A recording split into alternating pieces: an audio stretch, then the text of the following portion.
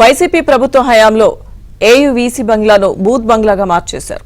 2019 వరకు AU vice chancellor కార్యకలాపాలు AU నుంచే జరిగేవి. అయితే గత 6 ఏళ్లుగా వీసీ బంగ్లా మరుగున పడిపోయింది. అయితే భవనానికి పగులతో పాటు పాములకు నిలయంగా మారింది. అయితే ఏయూ వీసీగా జీపీ రాజశేఖర్ను నియమించడంతో మళ్లీ పునర్వైభవం రాబోతుందని ఉద్యోగులు అంటున్నారు.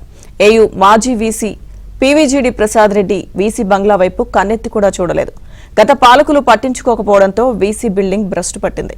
ఇప్పుడు వీసీ బంగ్లా కొత్త హంగులతో ముస్తాబవుతోంది. దీనిపై మరింత సమాచారం మా ప్రతినిధి సతీష్ అందిస్తారు. ప్రస్తుతం మనం వీసీ బంగ్లాలో ఉన్నాం. మీ ఇక్కడ పరిస్థితి చూస్తుంటే అర్థమవుతుంది.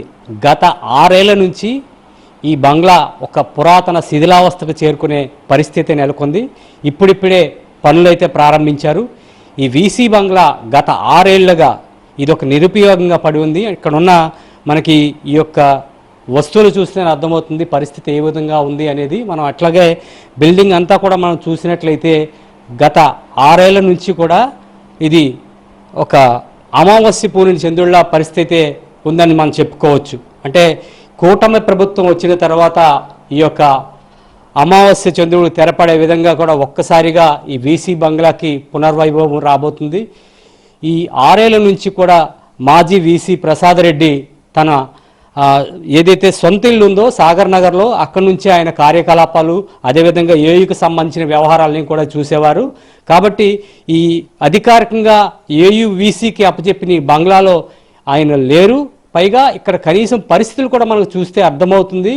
ఈ బంగ్లాని పూర్తిగా నిరుపయోగంగా పడి ఉండే పరిస్థితి మనకి ఇక ఈ దృశ్యాలు అయితే కనిపిస్తే మనం చూడొచ్చు. గోడలో కూడా ఎంత అంటే వాటర్ కూడా చేరి మొత్తం అంతా కూడా ఇదంతా కూడా ఎలాగా మొత్తం అంతా సిమెంట్ కూడా ఊడిపోయే పరిస్థితి, పుట్టి వర్క్ అంతా కూడా పోయే పరిస్థితి, అంటే వాటర్ కూడా లోపలికి చెమ్మొచ్చి ఈ యొక్క పరిస్థితి ఏర్పడింది. ఈ గత 6 ఏళ్ల నుంచి కూడా ఎవరు రాని పరిస్థితి, కనీసం చూడని పరిస్థితి నెలకొంది. ఈ లోపల ఉండే దృశ్యాలు కూడా ఒక బూత్ బంగ్లా లాగా ఉండే పరిస్థితి కనిపిస్తుంది. ఈ ఏయూ వీసీ బంగ్లా అనేది ఒక నిజంగా ఈ 6 ఏళ్ల నుంచి మర్చిపోయే పరిస్థితి కనిపిస్తుంది.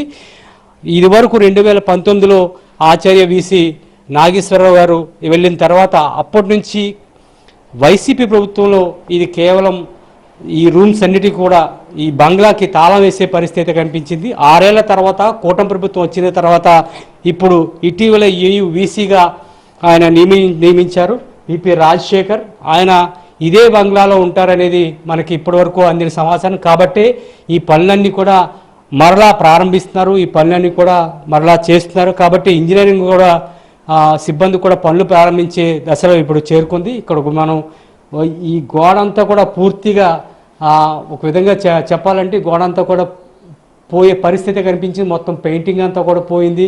కాబట్టి మరలా దీన్ని అంతటినీ కూడా బిల్డింగ్ అంతా చేసి ఇంజనీరింగ్ సిబ్బంది అంతా కూడా పనిచేసిన తర్వాత ఆయన బంగ్లాలోకి వచ్చే పరిస్థితి కనిపిస్తుంది.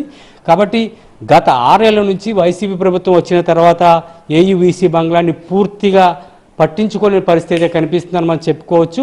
అంటే ఆయన యొక్క వ్యక్తిగత కార్యకలాపాలు కావచ్చు, లేదంటే ఆయన రాజకీయ ప్రముఖులు కావచ్చు, ఎవరు వచ్చినా కూడా ఏయూకి సంబంధించిన పనులు కావచ్చు, అన్నింటినీ కూడా ఆయన వీసీ బంగ్లాలోనే కాకుండా ఆయన వ్యక్తిగత ఆయన యొక్క ఇంట్లో, అంటే ఆయన సాగర్ నగర్లో ఆయన సొంత ఇల్లు ఉంది, అక్కడే ఆయన పనులన్నీ చేసేవారు. ఏయూ వీసీ ప్రసాద్ రెడ్డిపై అనేక ఆరోపణలు, వైసీపీ మనిషి, అదే కాకుండా వైసీపీకి అనుకూలంగా ఉండే వ్యక్తి, అదే కాకుండా వీసీ బంగ్లాను కూడా ఆయన పక్కన పెట్టే పరిస్థితి మనకి కనిపిస్తుంది అనడానికి ఇవే నిలువెత్తు సాక్ష్యాలుగా కనిపిస్తున్నాయి.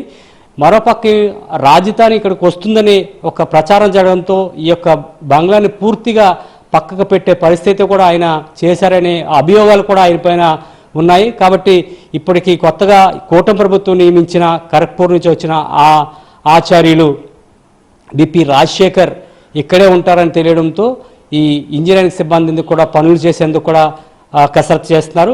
మరలా ఏయూ వీసీ బంగ్లాకు పునర్వైభవం రాబోతుందంటూ కూడా ఏయూ సిబ్బంది అభిప్రాయపడుతున్నారు. వీడియో జర్నలిస్ట్ విజయ్తో సతీష్, ఏబిఎన్ ఆంధ్రజ్యోతి, వీసీ బంగ్లా నుంచి.